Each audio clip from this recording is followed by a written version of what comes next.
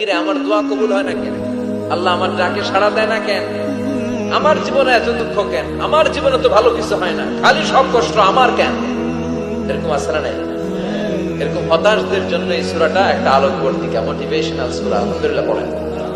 বিশ্বনবীকে আল্লাহ আশ্বস্ত করলেন আর এই সূরাটা নাজিল করলেন আর বললেন ওয়াদ্দুহা।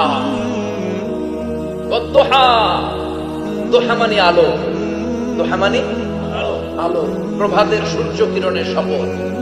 Look up, the sunlight, it's a very beautiful day out there.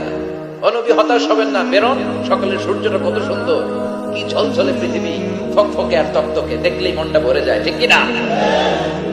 দুহা, দুহা মানে আলো, আশার আলো, সম্ভাবনার আলো।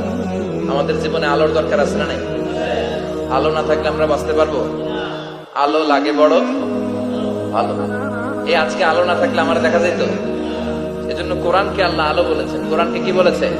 কি